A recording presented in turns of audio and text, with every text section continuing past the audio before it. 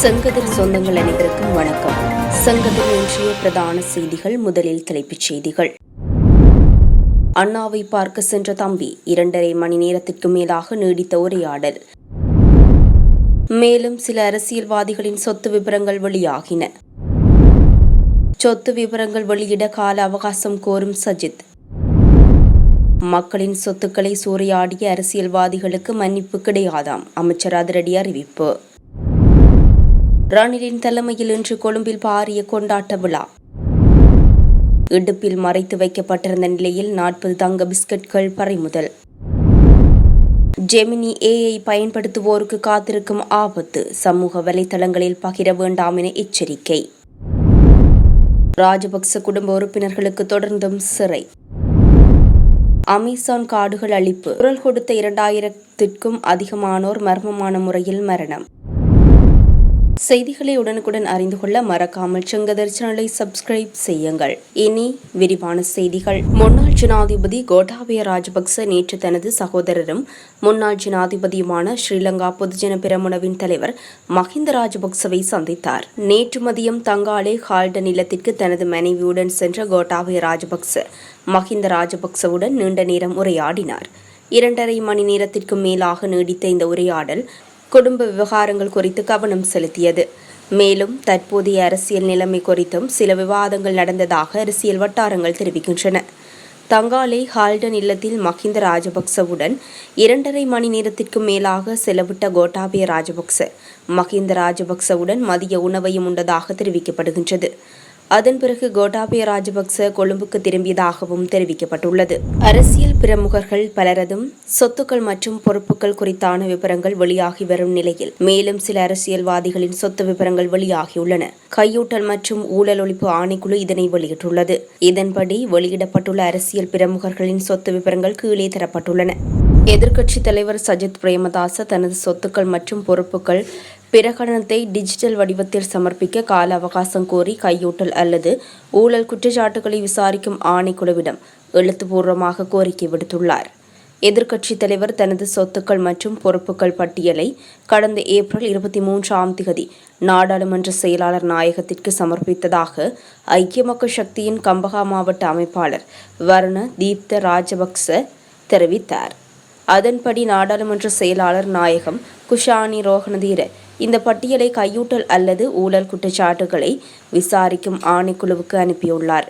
இருப்பினும் குறித்த ஆணைக்குழு தனது வலைதளத்தில் டிஜிட்டல் வடிவத்தில் பிரகடனத்தை காண்பிக்குமாறு கோரிக்கை விடுத்திருந்தது. அதன்படி சஜித் பிரேமதாச தனது சொத்துக்கள் மற்றும் பொறுப்புகளை டிஜிட்டல் வடிவத்தில் சமர்ப்பிக்க கால அவகாசம் வழங்குமாறு கையூட்டல் அல்லது ஊழல் குற்றச்சாட்டுகளை விசாரிக்கும் ஆணைக்குழுவில் எழுத்து மூலம் கோரிக்கை விடுத்துள்ளதாக தெரிவித்துள்ளார். ஊழல் மோசடிகளில் ஈடுபட்டு மக்களின் சொத்துக்களை சூறையாடிய அரசியல்வாதிகளுக்கு மன்னிப்பு கிடையாது என கடற்றொழில் அமைச்சர் ராமலிங்கம் சந்திரசேகர் தெரிவித்துள்ளார்.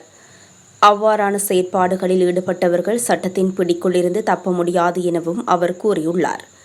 யாழ்ப்பாணத்தில் இடம்பெற்ற நிகழ்வு ஒன்றில் கலந்து கொண்ட போதே அமைச்சர் இந்த விடயங்களை தெரிவித்துள்ளார். கையூட்டல் மற்றும் ஊழல் மோசடிகள் ஒழிக்கப்பட வேண்டும் என்பதில் அரசாங்கம் உறுதியாக உள்ளதாகவும் அமைச்சர் குறிப்பிட்டுள்ளார். இந்த நிலையில் எந்தவித அரசியல் தலையீடுகளுமின்றி நீதித்துறை செயற்படும் எனவும் அமைச்சர் வலியுறுத்தியுள்ளார். ஐக்கிய தேசிய கட்சியின் 79வது ஆண்டு விழா இன்று நடைபெறவுள்ளது. இந்த நிகழ்ச்சியில் எதிர்க்கட்சி அரசியல் கட்சிகளின் தலைவர்கள் மற்றும் பிரதிநிதிகளுக்கு உரையாற்ற வாய்ப்பு வழங்கப்பட்டுள்ளதாக ஐக்கிய தேசிய கட்சியின் மூத்த அதிகாரி ஒருவர் தெரிவித்தார். மேலும் மறைந்த அரசியல் தலைவர்களுக்கு அஞ்சலி செலுத்தவும் ஏற்பாடு செய்யப்பட்டுள்ளதாக தெரிவிக்கப்படுகின்றது.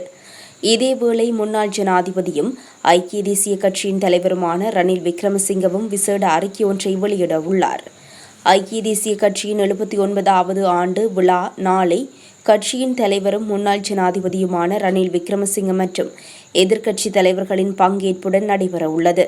மேலும் அனைத்து எதிர்க்கட்சி அரசியல் கட்சிகளுக்கும் இந்த நிகழ்விற்கு அழைப்பு விடுக்கப்பட்டுள்ளதாக கூறப்படுகின்றது. ஐக்கிய தேசிய கட்சியின் 79வது ஆண்டு விழா ஒன்றாக நிற்போம், ஜனநாயகத்தை பாதுகாப்போம், அனைத்து சக்திகளையும் ஒன்றிணைப்போம் என்ற கருப்பொருளில் கொண்டாடப்பட உள்ளது. இலங்கை விமானப்படை புலனாய்வு அதிகாரியின் தங்க கடத்தல் முயற்சியை இலங்கை சுங்கத்துறை முறியடித்துள்ளது. பண்டார்நாயக்க சர்வதேச விமான நிலையத்தில் நேற்று இலங்கை விமானப்படை புலனாய்வு அதிகாரி ஒருவர் தங்க கடத்தல் முயன்ற குற்றச்சாட்டில் கைது செய்யப்பட்டுள்ளார். கைது செய்யப்பட்ட குறித்த நபர் இலங்கை விமானப்படையில் 17 ஆண்டுகளாக பணியாற்றி வரும் 37 வயதானவர் என தெரியவந்துள்ளது. குறித்த சந்தேக நபர் பணியாளர் நுழைவாயில் வழியாக வருகை முனையத்திலிருந்து வெளியேற முயன்றபோது சுங்க அதிகாரிகளால் தடுத்து நிறுத்தப்பட்டார். பின்னர் அவர் உடல் ஸ்கேனர் மூலம் பரிசோதித்த போது அவரது இடுப்பில் மறைத்து வைக்கப்பட்டிருந்த நிலையில் 24 கேரட் தூய்மையான 40 தங்க பிஸ்கெட்கள் கண்டுபிடிக்கப்பட்டன. பறிமுதல் செய்யப்பட்ட தங்கத்தின் பெறுமதி ரூபாய் 20 மில்லியன் ஆகும். சம்பவம் குறித்து மேலதிக விசாரணைகள் மேற்கொள்ளப்பட்டு வருவதாக தெரிவிக்கப்படுகின்றது. ஊழல் குற்றச்சாட்டு தொடர்பில் கையூட்டல் மற்றும் ஊழல் ஒழிப்பு ஆணைக்குழுவால் கைது செய்யப்பட்டு தற்போது விளக்கமறியலில் வைக்கப்பட்டுள்ள முன்னாள் ராஜாங்க அமைச்சர் சசீந்திர ராஜபக்சவை எதிர்வரும் 22ஆம் திகதி வரை தொடர்ந்தும் விளக்கமறியலில் வைக்க கொழும்பு நீதவான் நீதிமன்றம் உத்தரவிட்டுள்ளது. இந்த வழக்கை விசாரிக்கும் கொழும்பு தலைமை நீதவான் அசங்க எஸ் போதரகம விடுமுறையில் உள்ளதால் வழக்கு அடுத்த திங்கட்கிழமை வரை ஒத்திவைக்கப்பட்டது. சந்தேக நபர் சசீந்திர ராஜபக்சவை அன்றைய தினம் வரை விளக்கமறியலில் வைக்க உத்தரவிடப்பட்டதுடன் அவரது பிணை மனு மீதான உத்தரவும் அன்றைய தினம் அறிவிக்கப்பட உள்ளது. பொது சொத்து சட்டத்தின் கீழ் ஒரு குற்றத்தை செய்ததாக சந்தேகத்தின் பேரில் அவர் கைது செய்யப்பட்டுள்ளார். கொழும்பின் புறநகர் பகுதியான தெஹிவளையிலுள்ள அடுக்குமாடி குடியிருப்பிலிருந்து சீன நாட்டவர் ஒருவர் வீழ்ந்து இறந்துள்ளதாக காவல்துறையினர் சந்தேகம் வெளியிட்டுள்ளனர். தெஹிவளை காவல் நிலையத்திற்கு கிடைத்த தொலைபேசி அழைப்பை அடுத்து தெஹிவளை அல்விஸ் வீதியில் உள்ள வீடொன்றின் பின்னால் இருந்து இந்த உடலம் மீட்கப்பட்டதாக காவல்துறையினர் தெரிவித்துள்ளனர். தனியார் துறையில் பணிபுரியும் சீன நாட்டினர் குழு ஒன்று அடுக்குமாடி குடியிருப்பில் வசித்து வருவதாகவும் பாதிக்கப்பட்டவர் கட்டிடத்தின் மேல் தளத்திலிருந்து வீழ்ந்திருக்கலாம் எனவும் காவல்துறையினர் சந்தேகம் வெளியிட்டுள்ளனர். சமீப காலத்தில் செயற்கை நுண்ணறிவு உலகளவில் ஆதிக்கம் செலுத்தி வருகின்றது. குறுகிய ஒவ்வொரு காலப்பகுதியிலும் ட்ரெண்ட் எனப்படும் நவீன சொல்லின் பயன்பாட்டை இணையவாசிகள் பயன்படுத்தி வருகின்றனர். அதன்படி அண்மைய நாட்களில் ஜெமினி செயற்கை நுண்ணறிவு தொழில்நுட்பத்தில் புகைப்படங்களை ஒவ்வொருவருக்கும் ஏற்றாற்போல் மாற்றியமைக்கும் ஒரு வகை ட்ரெண்ட் ஆரம்பித்துள்ளது. இந்த தொழில்நுட்பங்கள் குறித்து பல்வேறு தரப்பிலிருந்தும் எச்சரிக்கைகள் விடுக்கப்பட்டாலும் இணையவாசிகளின் ஆர்வம் என்பது குறைந்ததாக தெரியவில்லை. நனோ பனானா எனப்படும் ஜெமினியின் புகைப்பட எடிட்டிங் கருவி மூலம் 90ஸ்களின் கதாநாயகிகள் போல இணையவாசிகள் பலரும் தங்களுடைய புகைப்படங்களை மாற்றியமைத்து வருகின்றனர். கூகுளின் டீப் மைண்ட் பிரிவினர் இதை வடிவமைத்துள்ளனர். இதன் மூலம் முற்றிலும் வேறுபட்ட ஒரு காட்சியில் கற்பனை செய்து கொள்ளலாம். புகைப்படத்திற்கு எந்தவிதமான கற்பனைகளை வேண்டுமானாலும் சேர்த்துக் கொள்ளலாம். இந்த கட்டளைகளை எழுத்து வடிவில் கொடுக்கும் போது கற்பனையில் இருந்த காட்சியை ஜெமினி புகைப்படமாக வழங்குகின்றது. எனினும் இவ்வாறான விடயங்கள் பாதிப்பை ஏற்படுத்தக்கூடும் என கணினித்துறை சார்ந்தோர் கூறுகின்றனர். ஏஐயிடம் ஒரு முறை அளித்த தரவுகளை எப்போதும் நீக்க முடியாது என்பதை நினைவில் கொள்ள வேண்டும் என அவர்கள் கூறுகின்றனர். ஏஐயிடம் புதிதாக ஏதேனும் கேட்கும் போதெல்லாம் ஏற்கனவே குறிப்பிட்ட கேள்விகளையும் கருத்தில் கொண்டே பதில் அளிக்கும் என கூறப்படுகின்றது. இதேவேளை ஜெமினி நனோ பனானாவில் புகைப்படங்களை பதிவிட்டு மாற்றிக்கொண்டாலும் அதை சமூக வலைதளங்களில் பகிர வேண்டாம் என அறிவுறுத்தப்படுகின்றது. கர்ப்பிணி தாய்மார்கள் சருமத்தை வெண்மையாக்க பயன்படுத்தப்படும் கிரீம்களை பயன்படுத்துவதால் அது கருப்பையில் உள்ள குழந்தையை நேரடியாக பாதிப்பதாக சுகாதார மேம்பாட்டு பணியகத்தின் சமூக மருத்துவ நிபுணர் அஜித் அழகியவண்ண தெரிவித்துள்ளார். பெண்கள் கர்ப்பகாலத்தில் இந்த கிரீம்களை பயன்படுத்துவதன் மூலம் குழந்தையின் மூளை வளர்ச்சி, நினைவாற்றல் இழப்பு மற்றும் குழந்தையின் நடைப்பயிற்சியில் சிரமங்கள் ஏற்படுதல் போன்ற பல செயற்பாடுகளை பாதிக்கும் என்று அவர் சுட்டிக்காட்டியுள்ளார். அத்துடன் கிரீம்களில் அதிக அளவு பாதரசம் இருப்பதால் தோல் வெண்மையாக மாறுகின்றது. இந்த பாதரசம் உடலுக்கு மிகவும் தீங்கு விளைவிக்கும் ரசாயன பொருள் என்று நிபுணர் தெரிவித்தார். பெண்களின் கர்ப்பகாலத்தில் இரத்த ஓட்டம் மிக வேகமாக இருப்பதால் கிரீம்களில் உள்ள பாதரசம் உள்ளிட்ட கன உலோகங்கள் தோலில் உறிஞ்சப்படுவது விரைவாக நிகழ்கின்றது.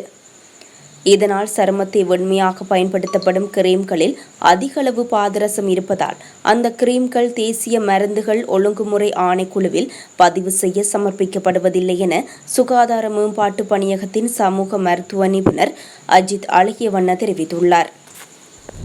இலங்கை கிரிக்கெட் அணியின் சகலதுறை ஆட்டக்காரர் துனித் வெல்லாளகேவின் தந்தை மறைவுக்கு முன்னாள் ஜனாதிபதி மஹிந்த ராஜபக்ச இரங்கல் தெரிவித்துள்ளார். அவர் தனது உத்தியோகபூர்வ ஃபேஸ்புக் தளத்தில் துனித் வெல்லாளகேவின் தந்தை மறைவு குறித்து பதிவொன்றை வெளியிட்டுள்ளார். அவர் குறிப்பிட்டுள்ளதாவது: எனது தந்தையின் இழப்பு எனக்கு 22 வயதாக இருந்த போது நிகழ்ந்தது. அந்த நேரத்தில் நான் என் வாழ்க்கையின் தொடக்கத்தில் இருந்தேன். ஆனால் 22 வயது இளைஞன் நீங்கள் நிறைய சாதித்துள்ளீர்கள். ஒரு சிலரே கனவுகளை நினைவாக்கும் மகிழ்ச்சியை தங்கள் பெற்றோருடன் பகிர்ந்து கொள்ள முடிகிறது. ஆனால் நீங்கள் அந்த ஒரு சிலரின் அதிர்ஷ்டசாலி மகன். வெற்றி பெறும் போது அந்த வெற்றிக்காக நிறைய தியாகம் செய்த தமது அன்பான பெற்றோர் இல்லாதது எங்களை வருத்தப்படுத்துகிறது. நான் அதை அனுபவித்திருக்கிறேன். எனது வெற்றிகளை எதிர்கொள்ளும் போது என் பெற்றோரை என் இதயத்தில் நினைவு கூர்ந்தேன். ஆனால் நீங்கள் மிக இளம் வயதிலேயே உங்கள் பெற்றோருக்கு முன்னால் நிறைய சாதித்துள்ளீர்கள். தாய் நாட்டை பிரதிநிதித்துவப்படுத்துவதன் மூலம் இந்த நாட்டில் உள்ள அனைவரின் கனவுகளையும் நம்பிக்கைகளையும் நீங்கள் நிறைவேற்றுவது போல உங்கள் தந்தையின் தந்தை வழி கனவை நீங்கள் ஏற்கனவே நிறைவேற்றியுள்ளீர்கள். உங்கள் தந்தையின் முன் தாய் நாட்டை பிரதிநிதித்துவப்படுத்துவதன் மூலம் நீங்கள் முழு கிரிக்கெட் உலகையும் அனைத்து அம்சங்களிலும் வென்றுள்ளீர்கள். ஒரு தந்தையாக உங்கள் தந்தையின் கனவை உயிர்ப்புடன் வைத்திருக்க நீங்கள் இதையெல்லாம் வலிமையுடன் எதிர்கொள்ள வேண்டும் என்று நான் உங்களுக்கு அன்புடன் கூறுகின்றேன். கிரிக்கெட்டை நேசிக்கும் நான் உட்பட இந்த நாட்டு மக்களின் அன்பும் ஆசீர்வாதமும் உங்களுடன் உள்ளது என்பதை நான் உங்களுக்கு நினைவூட்டுகிறேன் என முன்னாள் ஜனாதிபதி மஹிந்த ராஜபக்ச தனது இரங்கலை குறிப்பிட்டுள்ளார். அமேசான் காடுகள் அழிப்புக்கு எதிராக குரல் எழுப்பிய சுற்றுச்சூழல் ஆர்வலர்கள் 2000க்கும் அதிகமானோர் மர்மமான முறையில் கொல்லப்பட்டதாக குற்றச்சாட்டுகள் எழுந்துள்ளன. லண்டனைச் சேர்ந்த குளோபல் விட்னஸ் என்ற ஆய்வு நிறுவனத்தின் அறிக்கையின்படி 12 வருடங்களில் சுமார் 2253 சமூக ஆய்வாளர்கள் கொல்லப்பட்டுள்ளதாக சர்வதேச ஊடகங்கள் தெரிவித்துள்ளன. பூமியின் நுரையீரல் என்று அழைக்கப்படும் தென் அமெரிக்க கண்டத்தின் சுமார் 70 லட்சம் சதுர கிலோமீட்டர் பரப்பளவில் அமேசான் காடுகள் பரந்து விரிந்து காணப்படுகின்றன. 10,000க்கும் அதிகமான உயிரினங்களுக்கும் பழங்குடி இனத்தவர்களுக்கும் புகலிடமாகவும் காணப்படுவதுடன் இங்குள்ள மொத்தம் 39,000 கோடி மரங்கள் மூலமாக ஆண்டுக்கு 60,000 கோடி டன் ஆக்சிஜன் வெளியேற்றப்படுகின்றது. இந்நிலையில் புவி வெப்பமயமாதலை தடுப்பதில் பெரும் வரமாக இருக்கும் இந்த அமேசான் காடுகள் மனித பேராசை காரணமாக அழிக்கப்படுவதாக தொடர்ந்து முறைப்பாடுகள் எழுந்த நிலையில் போராட்டங்களும் முன்னெடுக்கப்பட்டன. இவ்வாறு போராடும் இயற்கை ஆர்வலர்கள் மர்மமான முறையில் கொல்லப்படுவதாக லண்டனைச் சேர்ந்த குளோபல் விட்னஸ் என்ற ஆய்வு நிறுவனம் குற்றம் சாட்டியுள்ளது. 2012 முதல் 2024 ஆண்டு வரையிலான 12 ஆண்டுகளில் சுற்றுச்சூழல் ஆர்வலர்கள் 2253 பேர் மர்மமாக கொல்லப்பட்டதாக அறிக்கை ஒன்றை இந்த ஆய்வு நிறுவனம் வெளியிட்டுள்ளது. குறிப்பாக எஸ்காசு ஒப்பந்தம் ஏற்றுக்கொள்ளப்பட்டதிலிருந்து லத்தீன் அமெரிக்காவில் மட்டும் சுமார் 1000 சுற்றுச்சூழல் ஆர்வலர்கள் மர்மமான முறையில் கொல்லப்பட்டதாக அந்த அறிக்கையில் குறிப்பிடப்பட்டுள்ளது. இத்துடன் இன்றைய முக்கிய செய்திகள் நிறைவு பெறுகின்றன. எமது அடுத்த பிரதான செய்திகளை நாளை எதிர்பாருங்கள். செய்திகளை உடனுக்குடன் அறிந்து கொள்ள மறக்காமல் செங்கதிர் சேனலை சப்ஸ்கிரைப் செய்ய